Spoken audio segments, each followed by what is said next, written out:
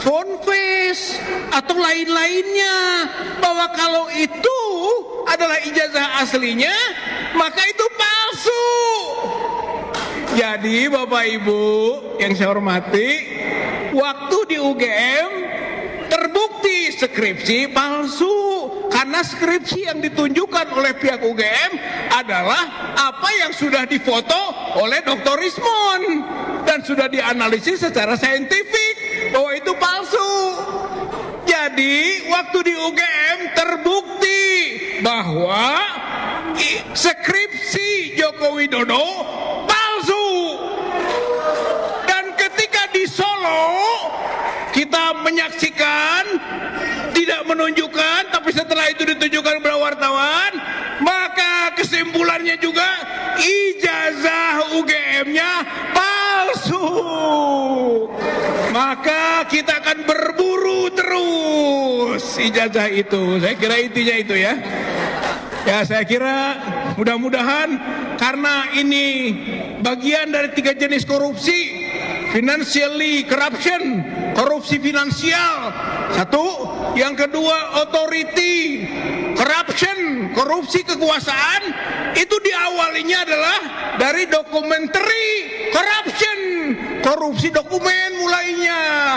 Oleh karena itu mohon dukungan dari bapak-bapak sekalian, ibu-ibu sekalian, kita untuk terus berjuang membuktikan bahwa skripsi Joko Widodo palsu dan berjuang ijazah Joko Widodo palsu, sehingga nanti semua kebijakannya palsu dan Joko Widodo adalah presiden palsu. Kita pernah punya presiden palsu, maka tidak sah semua kebijakannya itu. Ini saja yang bisa saya sampaikan.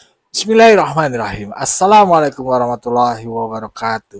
Sobat-sobat ngabarin kabar, semoga selalu dalam keadaan sehat walafiat, serta diberikan rezeki yang halal, berkah, lancar, dan juga banyak. Masih ingat dengan Bapak itu kan? Beliau adalah salah satu perwakilan tim TPUA yang dipersilakan masuk oleh Pak Jokowi ya, ke kediaman Pak Jokowi. Dan di sana beliau mengutarakanlah apa keinginannya. Keinginan beliau ingin melihat ijazah Pak Jokowi, tapi ditolak sama Pak Jokowi. Mungkin beliau ini sebel ya, kesel, udah jauh-jauh dari Jakarta ke Solo, akhirnya kagak dikasih lihat ijazahnya. Akhirnya ya tadi sobat udah pada lihat kan gimana semangatnya beliau itu, apa tuh, teriak-teriak ijazah palsu, presiden palsu. Padahal ya kemarin pas lagi diwawancara itu sama wartawan, kalau lo dengar Bapak ini itu gemeter. Gemeter bilangnya. Aduh, tapi ketika di komunitas ya kayak serigala bicaranya luar biasa. Teriak-teriak ijazah palsu. Dan tadi beliau juga bilang bakal kejar tuh, ya kan, ijazah Pak Jokowi.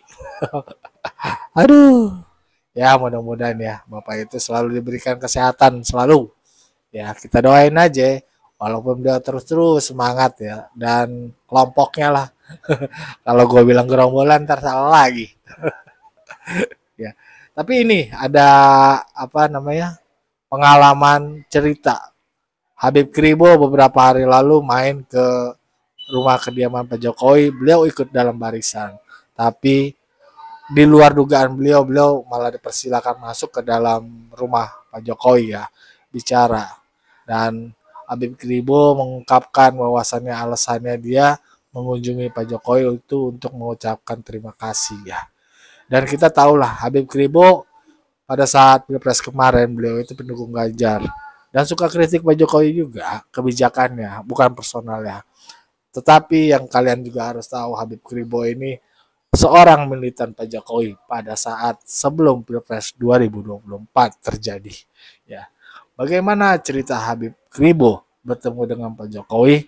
Dan kabarnya ya, bocoran sedikit, Pak Jokowi ternyata curhat. Ya, curhatnya apa? Ya, kita dengarkan saja ya. Let's go. Itu yang saya lihat apa? Saya harus jujur. Kinerja Pak Jokowi ini sangat luar biasa. Nah, kalau saya menafikan itu, saya rakyatnya nggak tahu diri. Kita nggak boleh menuntut orang itu sempurna. Nggak ada orang sempurna. Tapi kalau saya untuk Jokowi, seorang Jokowi sudah sempurna. Dengan keterbatasan Pak Jokowi sudah sempurna. Ini kondisi masyarakat kita ini juga perlu dipertimbangkan. Wilayah kita besar, tapi Pak Jokowi ini melakukan yang sempurna. Itu yang menjadikan saya ingin mengucapkan terima kasih kepada Pak Jokowi. Jangan kita ini seperti ada kebaikan 9, terus ada salah satu, ini mau ditutup, kan nggak adil itu. Ukurlah segala sesuatu dengan keadilan, dengan alat ukur yang jelas. Nggak boleh, Tuhan aja tidak menuntut manusia suci. Manusia berdosa masih dimaafkan. Tuhan aja nggak nuntut. Masa kita menuntut? Ada masalah politik, saya nggak mau ikut campur. Saya cuma melihat sisi manfaat Presiden Pak Jokowi yang telah memberi manfaat banyak untuk negeri. Hampir di seluruh provinsi diperhatikan. Itu yang berkehendak saya datang Solo. Saya pulang waktu habis kejumpa Pak Jokowi itu, saya bahagia. Saya bilang sama istri saya disuruh masuk ke dalam. Seperti saya dapat sesuatu hal. Ini presiden kita, 10 tahun menjabat. Bukan orang ecek-ecek. Tapi dia terima saya seperti nggak ada gap. Saya diterima di dalam duduk. Nggak mendominasi, nggak ngatur. Malah dia bilang, Beb, saya masih diserang masalah ijazah palsu. Saya bilang Pak Jokowi, nggak usah ditekar lah begitu. Karena Bapak nggak perlu menanggapi. Nggak boleh. Karena kalau orang tuh melempar sesuatu isu atau fitnah, dia harus bawa bukti. Kok Bapak jangan memberikan bukti kepada dia? Nanti repot dong. Saya kasih contoh, besok kalau ada orang saya fitnah, istrinya itu seorang pelacur, terus istrinya suruh membuktikan, kan terbalik dong. Waktu saya menuduh dia seorang pelacur, saya harus punya bukti. Itu pun juga nggak pantas, urusan personal. Saya bilang Bapak Jokowi, diamkan aja lah. Karena saya ingat perkataan dari Ali bin Abi Thalib. Jika Anda menghadapi orang dengki atau hasut, maka diamkanlah. Diam Anda itu pembunuhnya. Tapi Pak Jokowi seperti kecewa, saya maklumi. Mungkin kalau saya maal ya sudah sumpah serapah lah. Karena sekian lama saya bekerja. Kan kita tahu sendiri Pak Jokowi, nggak pandang siang malam dia keliling kemana tempat. Itu yang saya lihat apa? Yang tadi di rumah sakit menengok saya. Yang kedua kinerja yang bagus. Itu yang mendorong saya untuk datang ke Pak Jokowi. Saya menunggu hampir 2 jam. Nggak capek. Karena habis apa? Yang capek yang lain. Dan orang lain kan banyak menunggu. Saya seperti biasa. Nggak ada perjanjian apapun. Saya diterima dalam. Itu saya terima kasih. Marilah kita di negeri ini yang legowo lah. Jangan ada kebencian. Kalau Anda tuh ada benci, apapun yang nampak di diri Anda tuh semuanya negatif. Sejelas apapun orang ini menjelaskan dia ini orang baik, tetap Anda menolak. Karena apa? Yang ada dari pembenci itu cuma hanya antipati aja. Benci itu suatu sifat yang terburuk. Tidak ada dalam ajaran apapun kita boleh membenci. Kalau Tuhan aja tidak pernah membenci, kok kita membenci? Aneh kalau kita membenci orang sesuatu hal yang buruk. Emang kita ini sudah manusia suci ya? Sementara yang penguasa alam ini, yang maha kuasa ini, tidak pernah membenci. Jadi benci itu bahaya. Sampai ada perkataan apa? Janganlah Anda berdebat dengan pembenci. Karena apa? Yang lebih bijak Anda menghadapi orang membenci apa? Diam. Biarkan dia dengan ketidaktahuannya. Dia merasa lebih hebat, diamin aja. Karena tidak ada gunanya. Kita ini tidak dicipta untuk apa ya? Untuk dicintai semua manusia. Saya bilang kepada Pak Jokowi, tidak harus kita dicintai semua manusia. Pasti ada yang benci. Yang benci biarin dengan bencinya dengan alasannya sendiri. Tidak usah dipaksa dia harus berubah. Karena benci itu yang bisa merubah dirinya sendiri. Tidak usah Pak Jokowi. Nabi aja masih ada yang benci. Yesus aja masih harus mati deh. Jadi manusia benci itu ada. Nah itu yang paling berbahaya. Benci itu menghilangkan akal sehat. Dia mendegradasi dia Pak. Lebih dari hewan. Kenapa? Yang membedakan manusia dengan hewan itu ya akal tadi itu. Tapi kalau sudah ada unsur benci, dia hilang akal sehatnya. Ada satu perkataan, kesucian tidak akan ditemukan di hati yang penuh dengan kebencian. Di sini saya cuma apa ya? Mari bangsa Indonesia, appreciate orang yang sudah bekerja untuk Indonesia. Jangan Anda menuntut, saya nggak mau berbicara politik yang lain.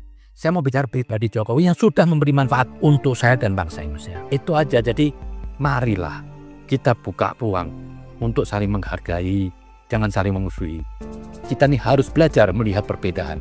Dan kita harus berani menerima perbedaan dalam hidup ini. Saya tahu banyak orang nggak suka kepada saya. Saya dituduh buzzer, saya penjilat, saya butuh komisaris. apapun saya nggak masalah. Saya hidup saya nggak tergantung dari hinaan orang. Masa depan saya bukan karena caci maki orang. Saya harus jadi diri saya sendiri. Terima kasih. Assalamualaikum. Ya, begitulah tadi ya cerita dari Habib Kribo ya ketika berkunjung ke rumah Pak Jokowi, dan bahkan Pak Jokowi curhat lah bahasanya kepada Habib Kribo bahwasanya dirinya masih diserang masalah ijazah palsu. Tapi itulah tadi menarik ya. Bener apa yang kata Habib Kribo bilang tadi. Ya kalau udah benci emang susah. Akal sehat pun hilang. Bagaimana menurut sobat-sobat? Berikan pendapatnya di kolom komentar. Wassalamualaikum warahmatullahi wabarakatuh.